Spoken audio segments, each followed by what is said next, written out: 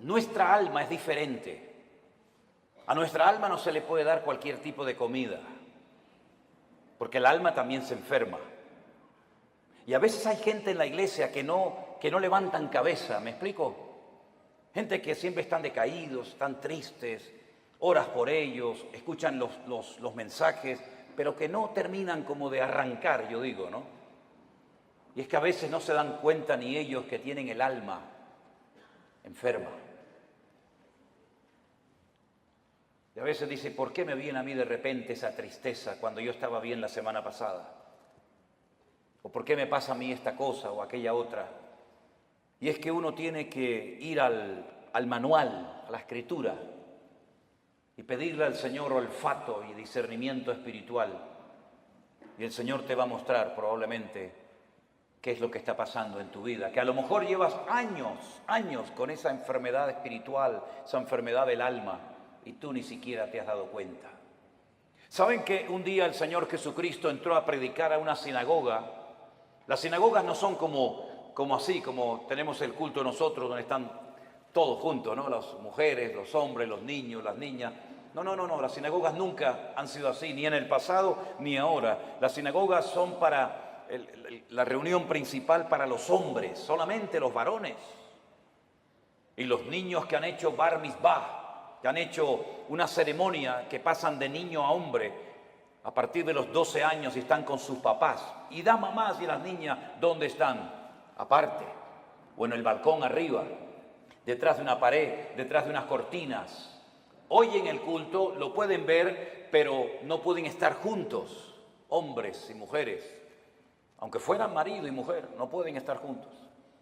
Ellas pueden ver al que predica, ellas pueden ver hacia afuera, pero los que están hacia afuera no las pueden ver a ellas. Porque están como detrás de unas cortinas, ¿verdad? Detrás de unas celosías y no las pueden ver. Pero dice la Biblia que un día el Señor Jesucristo llegó a una sinagoga y dice que en medio del mensaje se para, lo interrumpe porque dice que vio a una mujer encorvada desde hacía 18 años.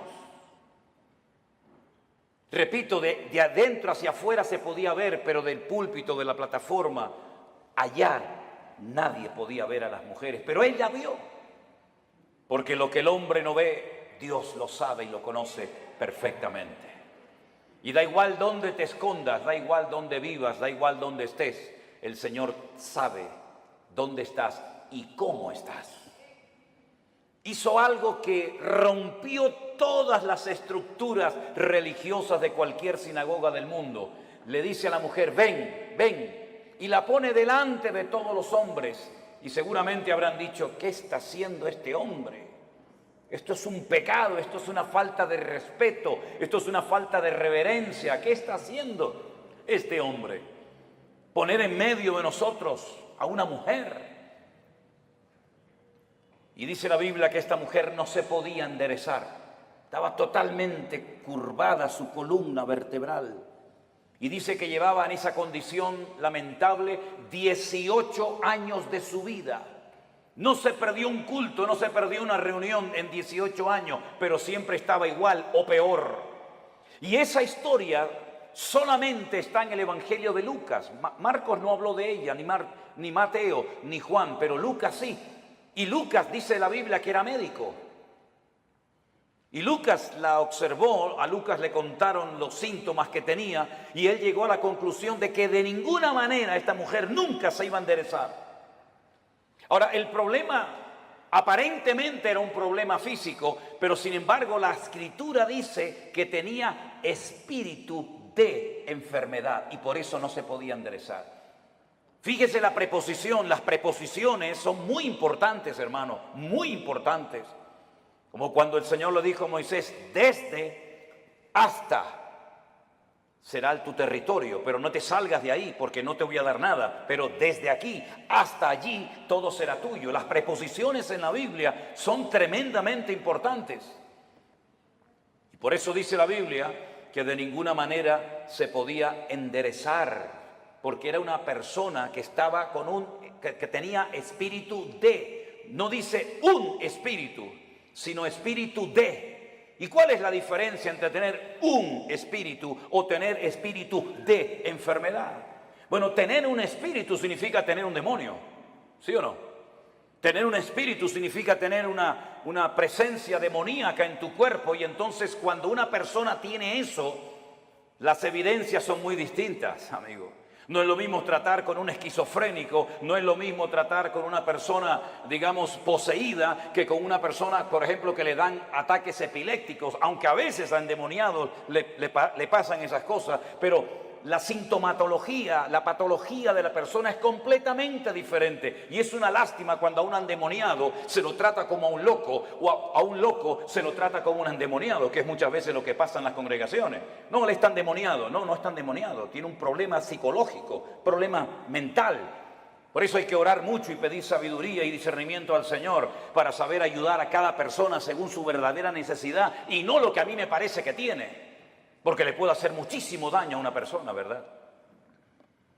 Ella tenía espíritu de enfermedad, una tendencia a la enfermedad, una tendencia a ese tipo de problemas que se manifestaban evidentemente de una forma física. Es como personas que tienen tendencia al desánimo, tendencia a la depresión, una tendencia, ¿verdad?, a la crítica, una tendencia al desánimo. Cada uno de nosotros tenemos áreas de debilidad dentro de nosotros, ¿sí o no? Claro que sí, unos más y unos menos, unas más evidentes que otras, pero todos tenemos tendencia, ¿verdad? Hay gente que tiene tendencia a hablar más de la cuenta, ¿sí o no? Bueno, aquí no en Guatemala porque ustedes están en un nivel espiritual diferente al nuestro, ¿no? Pero hay gente que tiene una tendencia a... Me dijo una hermana, dice, hermano, ¿usted cree que yo tengo don de lenguas? Y la miré así de arriba abajo y le digo, no sé si lo suyo es don de lengua, pero tiene una lengua que parece un don, hermana. ¿Sabe? Así que esta mujer tenía espíritu de enfermedad. Jesús, cuando oró por ella, no se manifestó como el endemoniado gadareno, revolcándose, pateando, con espumarajos, con actos de violencia, sino que ella no se movió, no le pasó nada, no hizo nada dramático, no hizo un show, no hizo un espectáculo, sino que el Señor dice que puso las manos sobre ella, cosa que nunca hizo con ningún endemoniado, y le dijo, mujer, eres libre de tu enfermedad. Y entonces dice que ella inmediatamente se endereza. Y claro, el principal de la sinagoga, ante semejante milagro, tenía que haber dicho, gloria a Dios, qué bendición que a esta hermana, que la hemos tenido 18 años en la congregación, por fin puede enderezar su vida y hacer una vida normal. ¿No hubiera sido lo más lógico esa reacción? Pues no fue esa la reacción. No le gustó nada, no le gustó nada lo que estaba sucediendo allí. Y entonces se levanta y dice, 6 días hay en que se debe trabajar. En estos vengan, pero no en día de reposo. Vamos a ver, para entender esta palabra, hay que saber que durante la semana la sinagoga está cerrada prácticamente. El culto principal, para que me entiendan, es en el 7º día, en el día de Shabbat, el único día de la semana que según la Biblia tiene un nombre. Los nombres de la semana en la Biblia no son lunes, que es el culto a la luna, el martes al Marte, el miércoles a Mercurio, el jueves a Júpiter, el viernes a Venus, el sábado a Saturno y el Sunday o domingo al Sol. En la Biblia los nombres de la semana no tienen nombres, tienen números, día primero, día segundo, día tercero, día cuarto, día quinto, día sexto, Shabbat. El único día que tiene nombre es el 7º, porque el domingo es el primer día de la semana. Luego, cuando la gente va a la sinagoga es en el día de reposo, y él lo que está diciendo, venid durante la semana, pero no en día de reposo. Entonces, si en día de reposo no me dejas venir y durante la semana está cerrada, ¿qué es lo que está diciendo este hombre? No me vengan a molestar ni a cambiar mis estructuras religiosas en la iglesia o en la sinagoga, porque no lo voy a permitir. Ante semejante explicación, el Señor Jesucristo se levanta y le dice en el culto, en la reunión, hipócrita. Oye, qué culto tan interesante fue ese, ¿eh? Una mujer que sale detrás de una cortina, que se endereza, el otro que no sé qué, el otro que... Fue un culto muy interesante ese día, ¿eh? Cómo me hubiera gustado estar a mí allí, ¿no? Cuando el Señor se le queda mirando a este y le dice hipócrita, yo le hubiera dicho, dale, Señor, dale más. Hipócrita.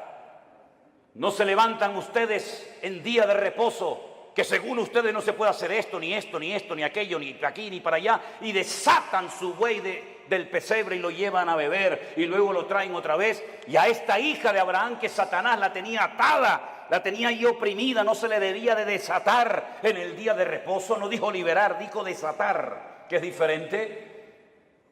¿Cómo es posible que hayas tenido en tu congregación 18 años a una mujer en esta condición y no has movido ni un dedo? Y vengo yo y hace un milagro el Señor a través de su vida y su ministerio, y te enfadas y te enojas por lo que ha sucedido. ¿Saben que hay personas que no quieren que Dios les sorprenda? Hay gente que no quiere cambiar, hay gente que está cómoda, hay gente que está muy cómoda, muy apoltronada con su rutina religiosa, pero el Señor ha venido para romper estructura. El Señor ha venido a su casa a hacer lo que quiere, porque al fin y al cabo la iglesia no es suya ni mía. La iglesia es la casa de Dios y Él es la cabeza, yo soy el cuerpo. ¿Te vas a dejar sorprender por el Señor o ya lo sabes todo? Esto no se puede hacer, esto sí se puede hacer, ahora de pie, ahora sentado. Pero ¿quién eres tú, el dueño de la iglesia? ¿Qué te has creído que eres tú en la iglesia? El que abres y cierras la bendición de Dios. El dueño de la iglesia no es el pastor, no es los ancianos, no son los diáconos, no es la mesa directiva. El dueño de la iglesia es Cristo, y si no es Cristo tienes un grave problema, porque te has convertido en propietario de algo que no te corresponde. En vez de un administrador, en un siervo, que para lo que está es para servir y no para servirse de, como muchos hoy en día, que en vez de servir a la gente lo que hacen es que se sirven de la gente y todos giran en torno a ellos y se enfadan cuando no le dice a la gente: sí, pastor, sí, mi hermano, sí, el ungido, como si los demás no fueran ungidos igual que el pastor. ¿O usted no es ungido? ¿Usted no tiene el mismo espíritu que tengo yo en esta tarde? ¿Usted no lee la misma Biblia que yo? ¿Usted no va al mismo cielo que yo? Entonces, ¿por qué hacemos esas diferencias? No toque al ungido, no moleste al ungido. El ungido, ¿y usted qué es? Si usted no tiene la unción que yo tengo, entonces usted tiene un grave problema. Si el Espíritu Santo que mora en mi vida no mora en la suya, entonces usted no es cristiano, porque hay un solo Espíritu, hay un solo cuerpo, hay un solo bautismo, hay un solo Dios y hay un solo cielo para todos y cada uno de nosotros. Y eso es lo que dice la palabra del Señor, mi querido hermano. Y no hay esas diferencias. Una cosa es el respeto y otra cosa es el servilismo. Hay gente que en vez de ser siervos son como esclavos del hombre, esclavos de la doctrina, esclavos de la denominación, esclavos del ministerio. No, usted no tiene que ser esclavo de nadie, usted tiene que ser siervo de Jesucristo. Ahora dice la palabra de Dios que esta mujer se enderezó, cosa que no podía hacer antes, porque la presencia del Señor llegó a ese lugar. Y donde está el Señor tienen que haber cambios. Lo que no puede ser es que una vida, una familia, una iglesia llamada cristiana estén siempre igual. ¿Qué es lo que hace mucha gente cuando se les predica claramente la palabra y se sienten incómodos? Bueno, lo fácil es cambiarse de iglesia, ¿sí o no? Me voy de esta iglesia porque aquí no hay amor, me voy de esta iglesia porque no cuentan conmigo, me voy de esta iglesia porque el pastor no me ama, me voy y se van a otra y después te enteras que ya no están en esa, están en otra y en otra y en otra. Es que muchas veces el problema lo queremos resolver cambiando de lugar en vez de permitiéndole al Señor que nos cambie el corazón y nos cambie nuestro carácter y nos cambie nuestra vida. Y muchas veces creemos que ya hemos llegado a un cierto nivel espiritual en el que ya no necesitamos cambios. Y la pregunta es, ¿cuántos de los que están aquí presentes quieren cambiar y quieren honrar y quieren glorificar al Señor? Levante su mano. Pues entonces, como Dios lo va a hacer a través de pruebas. Hoy se habló aquí de pruebas. ¿Saben? Dios no tiene que pedirle permiso a usted ni a mí para probarnos. Para nada. Y las pruebas por las que pasaremos a lo largo de nuestra vida, que pasaremos sí o sí, son proporcionales a nuestro nivel de fe y de madurez. Lo cual quiere decir que Dios nunca jamás va a mandar una prueba a usted por equivocación, por error. Ay, esta prueba era para Juan y se la estoy mandando a Antonio. Esta prueba era para la hermana María y me equivoqué y se la mandé a la hermana Juana. No, para nada. Las pruebas están preparadas desde la eternidad para cada uno de nosotros. Y Él nunca nos va a mandar algo que no vamos a poder soportar y llevar. Y en el caso de que nos mandara algo, que humanamente hablando decimos, yo no aguanto, yo no puedo con esto. No te preocupes, que el Señor te va a capacitar y te va a ayudar para que tú pases por la prueba con gozo y con la bendición de Dios. Yo siempre he dicho que si las pruebas que el Señor le mandó a Abraham se las hubiera pedido o se las hubiera mandado a David, no las hubiera podido soportar. Porque como dije esta mañana, David ganó muchas batallas fuera del hogar, pero dentro perdió muchas. Sin embargo, cuando el Señor le pide a Abraham que sacrifique a su hijo, él no le dijo al Señor, ¿y por qué? Yo tengo dos, si quieres te sacrifico al primero, a Ismael. No, quiero que sacrifiques a tu único hijo, al que amas. Y le dice a Isaac. Abraham en aquel momento vivía en el sur de Israel, en una ciudad llamada Beersheba. La palabra Beer en hebreo es pozo, Sheba es 7. Beersheba, la ciudad de los 7 pozos. Él vivía en el sur de Israel. Beersheba en la actualidad es la capital del Negev, del desierto del Negev, del sur de Israel. Y el Señor le habla y le dice, ve al monte Moriah a sacrificarme a tu hijo. El monte Moriah está en Jerusalén. Es el monte donde tiempo más tarde se construiría el templo de Salomón. Él viajó, dice la Biblia, 3 días desde el sur de Israel hasta el monte Moriah. Y cuando llegan cerca del monte Moriah y lo ve de lejos, llevaba a algunos criados y él les dice a sus siervos, esperen aquí que nosotros iremos allí, adoraremos y volveremos. Fíjese qué interesante la palabra de Abraham. Iremos, adoraremos y volveremos. ¿Cómo que volveremos si Dios te ha dicho que van 2 y vuelve 1? Subiréis 2 al monte Moriah, pero a uno lo tienes que sacrificar y matarlo allí. Y el que volverá serás tú solo. Pero no dijo eso Abraham. Dice, iremos y volveremos. No fue hasta el ministerio del apóstol Pablo, cientos, miles de años después de este acontecimiento, de la aquedá, como se llama en hebreo, de la atadura, que inspirado por el Espíritu Santo, el autor de la carta a los hebreos y también Pablo, dijo que tenía este hombre tanta fe y tanta confianza en el Señor, que si sacrificaba a su hijo, el Señor se lo podía levantar de entre los muertos. Nunca jamás en la historia Dios había resucitado a un muerto. Nunca había habido un precedente de un muerto que resucitara. Pero Abraham sabía, porque conocía a Dios. Y eso es muy importante, que tú conozcas la esencia de Dios para que sepas si esto viene de Dios o esto viene del diablo o sabe Dios de dónde viene esta prueba. Él sabía que si mataba a su hijo, Dios se lo podía levantar de entre los muertos. Cosa que metafórica o simbólicamente sucedió. Ahora, muchos se han imaginado toda la vida que Isaac era como un niñito pequeño, que si no quiere ir lo empujo y lo llevo a la fuerza. No se equivoque, no es así. Yo he visto en algunas iglesias y he visto en las escuelas dominicales que presentan a un niño de 7, 8, 9, 10 años, que el papá lo sube encima de un altar, lo amarra, saca el cuchillo y lo va a matar. Es que no es así lo que cuenta la Biblia. Si usted saca cuentas, podríamos ir por los textos para demostrarle lo que le digo. Isaac tenía en ese momento 40 años. 40 años tenía el hijo de Abraham. Y por eso dice que iban ambos juntos, porque Isaac no era tonto. Isaac sabía perfectamente que un sacrificio necesita de una víctima, de un animal, cordero, cabra, oveja, buey o lo que sea. Y por eso él le dice al padre, padre, veo que llevas el fuego. Porque no era la primera vez que subía a un monte a sacrificar algo, a hacer un holocausto. Veo que llevas la leña, veo que llevas todo, pero falta lo principal, falta la víctima, falta el animal. Y el padre le dice, el Señor proveerá, hijo. El Señor proveerá. ¿Tú sabes que el Señor proveerá lo que necesitas? ¿Lo sabes? Abraham sabía que Dios iba a proveer lo que fuera, pero lo iba a proveer. Los dos caminaron lentamente hacia el monte Moriah.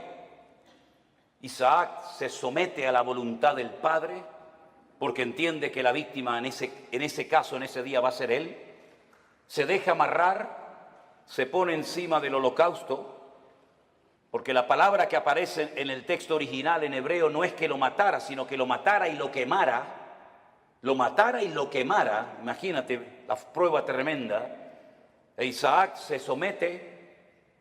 y está dispuesto a ser una víctima inocente porque el Dios de su padre le ha dicho que así se tienen que hacer las cosas. Ahora, Abraham venía de una tierra donde sacrificar a hijos, sacrificar a niños, sacrificar a vírgenes, sacrificar a personas era lo más normal del mundo. Pero él sabía que el Dios de su padre no era un Dios que pedía víctimas inocentes de seres humanos, pero aunque no entendía nada, se sujeta al plan y a la voluntad de Dios. Hermanos, nosotros no hemos sido llamados para entender todo lo que Dios nos va a pedir y todo lo que Dios va a hacer en nuestra vida. Gracias a Dios no tenemos esa obligación de entender las cosas, pero sí tenemos la obligación y el deber de obedecer a Dios, aunque no entienda la voluntad y la voz de Dios para mi vida. Isaac no dijo, ¿y por qué yo? ¿Y por qué no Ismael? ¿Y por qué esto? ¿Y por qué aquello? Sino se sujetó. Silencio absoluto. ¿Oyen ustedes a Isaac hablando con su padre? ¿Oyen ustedes a Isaac quejándose contra Dios? En absoluto. Porque Isaac en ese momento, aunque él no era consciente, es un tipo de Cristo, sometiéndose a la voluntad del Padre eterno, entregando su vida por todos y cada uno de nosotros. Y en el momento en el que Abraham va a sacrificar a su hijo, dice que se oyó una voz del cielo diciendo, alto Abraham, no lo hagas. La prueba no se produjo porque Dios quería comprobar la obediencia de Abraham. Es que Dios no te prueba a ti, mi hermano, ni a ti, mi hermana, para saber cómo vas a reaccionar. Es que Dios no necesita probarte para saber cómo eres. Es que Dios no necesita pasarte por una prueba económica, física, espiritual o de la índole que sea para comprobar si eres obediente o eres un rebelde, si eres una persona espiritual o eres un cabezón. Dios no necesita probarte para sacar conclusiones. Ya Dios te conoce desde el vientre de tu madre. Las pruebas son para que tú descubras cómo eres tú realmente delante de Dios. Es un test, es un examen, es una prueba que Dios te pasa a ti para que sepas si verdaderamente amas a Dios o no lo amas. Para que te des cuenta si eres tan obediente como dices o aparentas ser. Las pruebas no son para demostrarle a Dios nada, son para demostrarte a ti mismo el tipo de creyente que tú eres. No el que te gustaría ser, sino el que realmente eres en ese momento. Y en esa prueba sale tu verdadero yo. Sale lo mejor de ti o puede salir lo peor de ti. Es en la prueba donde se ve realmente si se puede contar contigo. Todo eres bla, bla, bla, bla, bla, planes, proyectos, ideas, pero a la hora de verdad no vales para nada. Es en la prueba donde se demuestra si tú verdaderamente tienes paciencia y tienes temor de Dios y respetas al Señor y estás dispuesto a sacrificarte. Las pruebas, repito, no son para demostrarle a Dios nada. Las pruebas son para que tú te des cuenta el tipo de madurez, tus debilidades, tus carencias o tus puntos fuertes.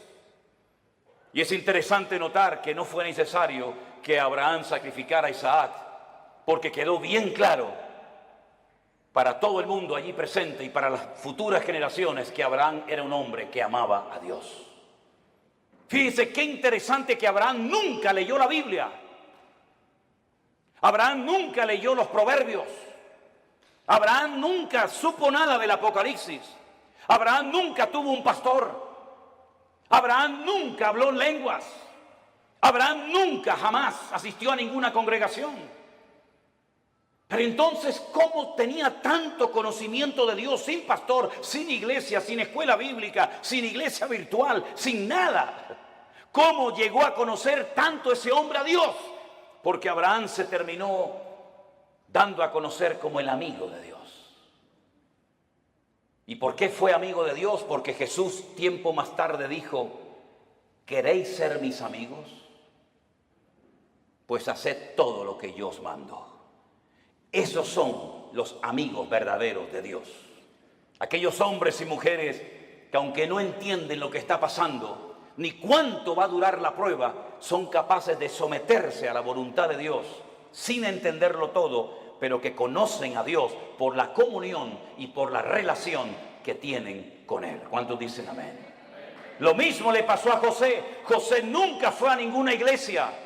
José nunca tuvo un pastor que le instruyera, que le ayudara, que le aconsejara. José nunca leyó la Biblia, pero cuando llegó el momento de la prueba más grande de su vida, Él salió corriendo porque él dice, ¿cómo voy yo a pecar contra mi Dios haciendo semejante cosa? ¿Cómo él sabía si no estaban los 10 mandamientos escritos? No estaba ni una palabra, ni una coma, ni una tilde de la Biblia escrita. ¿Cómo él sabía que eso no le agradaba a su Dios? Porque el que conoce a Dios sabe lo que a Dios le agrada y lo que Dios abomina. ¿Por qué hay tanta gente en las iglesias hoy en día que están todo el santo día pidiendo confirmación? ¿Me puede el Señor confirmar si estoy llamado o no? ¿Me puede el Señor confirmar si tengo que ir allí o no? ¿Qué confirmación necesitas tú, mi hijo? Lea la Biblia, métase en la comunión con el Señor y no va a necesitar que nadie le ponga la mano encima para que le diga lo que usted tiene que hacer. Esa dependencia enfermiza de la oveja, del pastor, como si el pastor fuera su papá, como si el pastor le tiene que decir, vaya al baño ahora. No, ahora no vaya al baño, vaya para allá. No, eso no es así, hay que ya crecer, hay que madurar, hay que aprender a ser autodidactas, porque llegará el momento que no existirá iglesia virtual, que no nos dejarán predicar en YouTube, que no nos dejarán predicar en Facebook. Llegará un momento que nos arrancarán las Biblias, llegará un momento que nos perseguirán, y en ese momento todo lo que han aprendido, si es que han aprendido algo, es lo que te va a mantener firme contra los ataques que vendrán en el futuro, mi querido hermano. No dependa de mí, por el amor de Dios, no dependa de la iglesia. Dependa del Dios Todopoderoso, aleluya. Y si no lo aprende, dudo que aguantes la prueba, porque la prueba solamente la aguantan los que aman a Dios. Yo he descubierto eso, hermanos. Las pruebas no las sacan con buena nota, con buena calificación los que han aprendido a cantar muy bien. Las pruebas no las aprueban aquellos que saben, digamos, predicar muy lindo. No, las pruebas las aprueban con muy buena nota los que en el fondo aman a Dios con toda su alma y con todo su corazón. Porque cuando una persona ama, hace cualquier locura. Cuando una persona ama, está dispuesta a poner a un hijo sobre un altar y degollarlo como si fuera una bestia. Cuando una persona ama, es capaz de oír de los labios de Cristo, vas a morir crucificado como yo. Y Pedro dice, tú sabes que yo te amo, Señor. Cuando una persona ama, está dispuesta a estar solo en una cárcel, sabiendo que no estoy solo, sino que Él está conmigo y puedo terminar mi carrera y guardar la fe. Y cuando uno ama a Dios de todo corazón, puede escribir una carta diciendo, en mi primera defensa ninguno estuvo a mi lado, todos me desampararon. Pero no lo habla desde la amargura, no lo habla desde el rencor o el resentimiento, sino que dice, no se preocupen, hermano, Demas me abandonó, Alejandro me causó muchos males, el otro se fue por aquí, el otro se fue por allá, me sacaron de la celda, me llevaron al juicio, nadie estuvo a mi lado, pero el Señor estuvo a mi lado y me dio fuerzas, aleluya, y me guardó de la boca del león. En el peor momento de su vida, cuando todos, Timoteo, Tito, Priscila, Aquila, Silas, el otro tenían que estar con Pablo, ni uno apareció. Pero el Señor estuvo a mi lado y me libró de la boca del león y me seguirá librando. A Él la gloria y la honra y el imperio por los siglos de los siglos, dice Pablo. A ese nivel tenemos que llegar. A ese nivel de fe, a ese nivel de madurez, a ese nivel de esfuerzo y sacrificio es al que tenemos que llegar todos y cada uno de nosotros. Porque todos vamos a ser probados en mayor o en menor medida. Y dice la Biblia que los que son fieles y aman al Señor, Dios nos guardará de la hora de prueba que ha de venir sobre todas las naciones de la tierra. Hace años atrás la gente de Europa venía a América, cuando el continente europeo quedó totalmente arrasado por la Segunda Guerra Mundial. Alemania quedó destrozada completamente. Italia quedó destrozada. Toda Europa plagada de muertos. Edificios derrumbados, familias destruidas, 6 millones de judíos asesinados en los campos de exterminio nazi. No había esperanza, no había trabajo, no había comida, no había nada. La gente cogía barcos y se iban a Argentina, se iban a Cuba, se iban a Venezuela, como mis antepasados se fueron en barcos de vela a Cuba, Argentina, a Venezuela, porque eran países que ofrecían una esperanza a millones de personas que lo habían perdido todo, padre, madre, salud, casa, de todo. Pero ya eso pasó a la historia, mis queridos hermanos. Y más ahora que hemos conocido y hemos descubierto la perla de gran precio, que es nuestro Señor Jesucristo. Yo no necesito ir a los Estados Unidos para ser bendecido. Yo no necesito irme a países árabes o a Dubái, porque allá hay mucho trabajo. ¿Es que acaso el Dios de Guatemala o el Dios de Nicaragua o el Dios de Haití o el Dios de Cuba o el Dios de Japón es más pequeñito que el Dios de allá? ¿No ha dicho el Señor, yo estaré contigo todos los días hasta el fin del mundo? ¿No nos ha demostrado el Señor que eres el dueño de la plata y del oro? Que no es mi esfuerzo personal, sino es la misericordia y la grandeza de Dios lo que a mí me permite hoy comer, vivir, respirar y tener victoria en mi vida. Permítame decirles que este muchacho que estuvo a punto de ser sacrificado, imitando o intentando imitar el ejemplo de su padre, cuando hubo miseria y los animales no tenían pasto para comer y faltaba el agua en los pozos, él sintió en su corazón hacer lo mismo que hizo su padre, que ir a Egipto. Oye, cada vez que había hambre y miseria en Canaán, siempre había de todo en Egipto. Nunca faltaba el agua, nunca faltaba el pasto, siempre en Egipto había de todo. Y el Señor le dice a Isaac, no vayas a Egipto. Pero Señor, mi padre fue a Egipto. Claro que tu padre fue a Egipto. Y Egipto se le metió en su casa. ¿O no te acuerdas de tu hermanito Ismael, de quién nació? Y no te acuerdas de doña Agar, no te acuerdas que se fue de Egipto, pero Egipto se le metió en la casa. Tú no tienes que ir a Egipto para nada, tú te quedas aquí. Pero Señor, yo vivo en Beersheba, yo vivo en un desierto, no hay agua, no hay nada. Y el Señor le dice, siembra. ¿Pero dónde? Siembra ahí en la arena, siembra en la arena. Y después, ¿cómo riego la semilla? Escarba, busca. Y empezó a escarbar, ¡pum!, le salió agua. Y vinieron los enemigos y dijeron, hay que taparle el pozo. Y le taparon el pozo. ¿Y ahora qué hago? ¿Me voy a Egipto? No, vete más allá.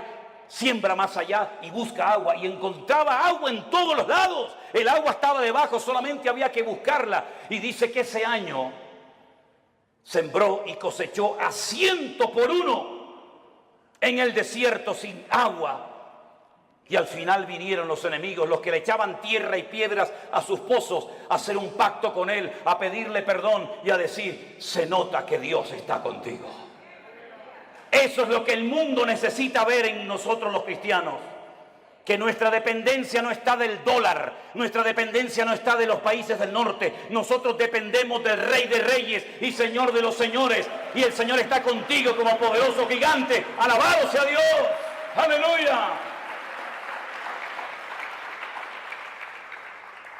¿No dice el Señor que yo soy el Dios de la plata y del oro? Qué fácil es decirlo, ¿no? ¿Sí? Nosotros hemos vivido por fe 40 años de nuestra vida. Y hemos enseñado a nuestras hijas a vivir por fe. Y hemos vivido desde el minuto 1 que nos casamos y desde el minuto 1 que salí de la escuela bíblica he vivido por fe. No he dependido de nada ni de nadie, sino solamente del Señor. Ha habido momentos de abundancia, ha habido momentos de escasez, pero el Señor nunca nos ha fallado, jamás, jamás. Hemos dormido en grandes hoteles, hemos dormido en carreteras, hemos dormido en selvas, hemos dormido en gasolineras, hemos dormido en la calle, hemos dormido en casas abandonadas, hemos dormido en montones de lugares, pero no da igual, porque lo importante no es lo que uno tiene, lo importante es lo que uno es en Cristo Jesús. Y ese nivel de fe es la que necesitamos hoy en día, los cristianos del siglo XXI. Yo decía esta mañana, y se lo recuerdo, que a veces el mundo se ha metido de tal manera en nuestras vidas que parece que si no tenemos el último zapato, la última camisa, el último teléfono, la última computadora, como que nos entra la depresión. Y yo pregunto, ¿qué tenía Pablo? ¿Qué tenía Pedro? ¿Qué tenía Santiago? ¿Qué tenían nuestros hermanos en la Segunda Guerra Mundial? No tenían nada, pero cuanto menos tienes es cuanto más el Señor está contigo. Y esa es la vida que el Señor quiere que vivamos. Por eso yo siempre he predicado y lo digo. Hermanos, la Biblia que predicamos es la misma. El Espíritu Santo es la misma. El Salvador es el mismo. El poder de Dios es el mismo, pero la iglesia no es la misma. No, la iglesia no es la misma. He conocido cristianos en Estados Unidos, mejor dicho, pastores, que me dicen, ¿saben lo primero que me pregunta una persona cuando viene a nuestra iglesia pensando en la posibilidad de hacerse miembro de la iglesia? Digo, no, dice, ¿tienen buenos aparcamientos, buenos estacionamientos para los carros aquí? ¿Sí? ¿Tienen aire acondicionado las clases de los niños? ¿Sí? ¿Las butacas de la iglesia son de madera o son así mulliritas? Y cuando pasan la lista y tienen todo lo que sus necesidades demandan, ¿se hacen o no miembros de esa iglesia? Yo te mandaría un tiempo a África, a Corea del Norte, a Irán, a Pakistán y a lugares donde los hermanos a escondidas de noche tienen que ir con un pico y una pala a romper bloques de hielo así de gordo y bautizarse en lagos helados para que no los maten las personas que están a su alrededor. Te mandaría a lugares donde solamente hay una Biblia para toda la iglesia y los hermanos se la pasan de unos a otros durante varios días y la copian a mano. Y yo tengo Corintios, yo tengo Efesios, yo tengo Gálatas, yo tengo Romanos, yo tengo los Proverbios, porque hay una sola Biblia para toda la iglesia.